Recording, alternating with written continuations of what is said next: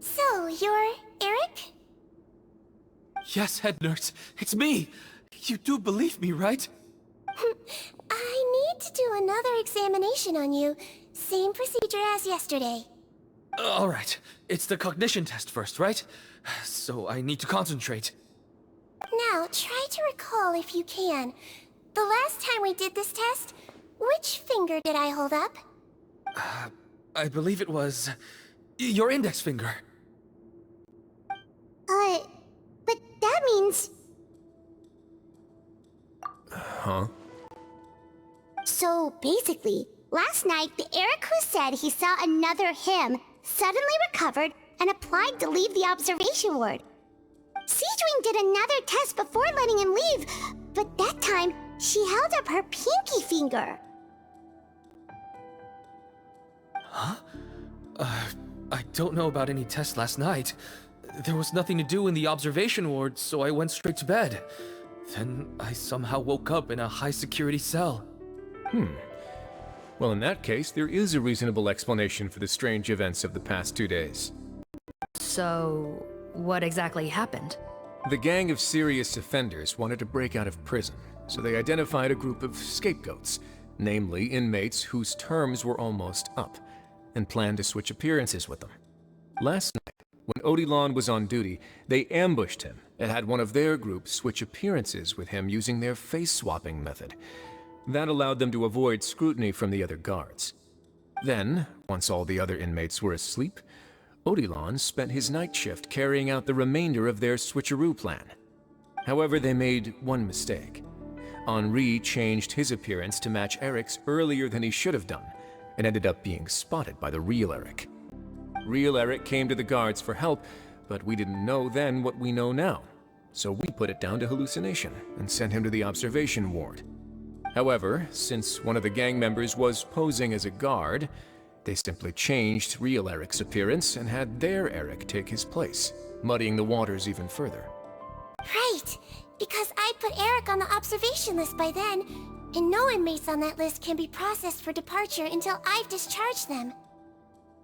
Hence why the imposters had to pull that little stunt to get fake Erick off the list. Yeah, it all makes sense now! The Duke cracked the case! Well, I can't fault the reasoning. But I'm afraid that we ruled out the possibility of face switching very early on in this process. Criminals altering their facial appearance to commit crimes is nothing new. In fact, one of the explicit duties of the Malazines in the Marechaussee Phantom is to identify criminals in disguise. We carefully examined all the suspects, and there is no evidence that any means of disguise were used in this case. Huh. Well then, how do we explain all this? So far, it seems more likely that the gang stole documentation belonging to the inmates due for release, and are using that to commit identity fraud. Actually, there is a potion that can completely change someone's appearance. If they use that, even a Malazine wouldn't be able to detect it. A shape-shifting potion? Forgive me, head nurse, but this is the first time I'm hearing about it. If such a potion truly existed, it would jeopardize our entire investigative process at the Marechaussee Phantom. Are you certain of this? Yes, I am. But... Please, trust me in my professional opinion as an experienced clinician. At the same time, without any solid evidence, it's pure speculation.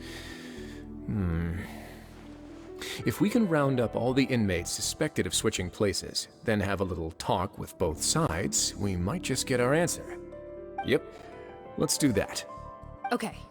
Well, it was our negligence that meant we had to come and conduct these post-internment interrogations. And I know it's put you out. We'll do it your way. Your Grace, bad news. I paused the releases like you asked, but we were too late. A bunch of people already got processed 2 hours ago. I checked the list, and sure enough, it's all the people who gave statements. 2 hours ago? That's before today's interrogations began. They had this all planned out. So there really was a switch after all. They really pulled the wool over our eyes on this one. We should be able to catch up with them if we leave now, right? Not if that potion is real. They can just switch faces again after leaving the fortress. And if the Marachaussées Melusines can't even spot them, we wouldn't know where to start searching. Yikes! So we're at a complete dead end!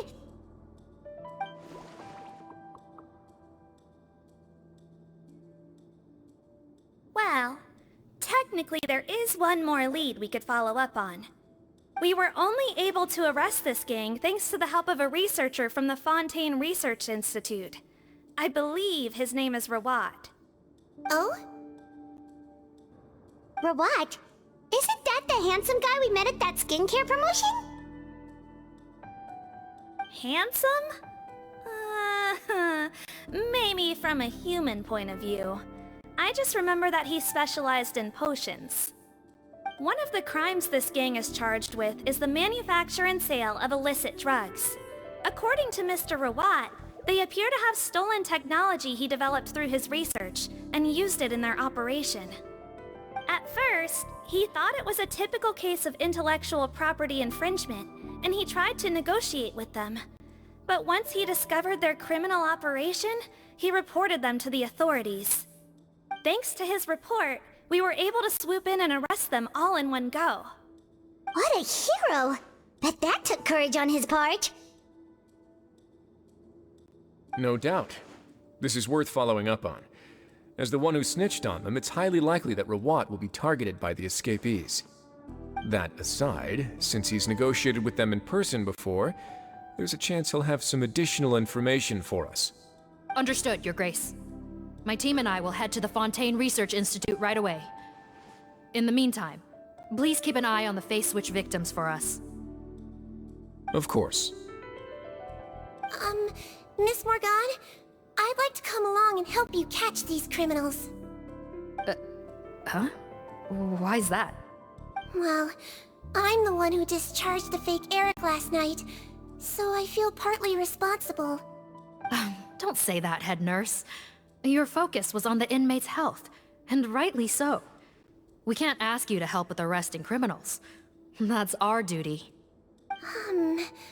I also have a more personal reason. Cotton is a patient of mine, and if I don't get a new batch of medicine to him in time, his condition will get much worse. Look, head nurse, I completely understand where you're coming from.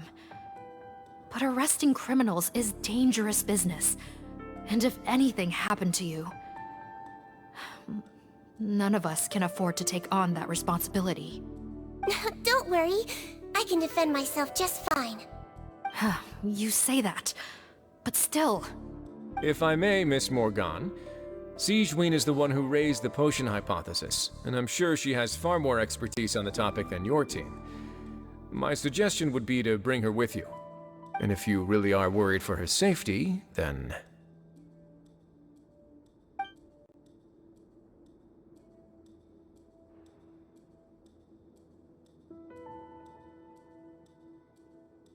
Ah, there you go, right on cue.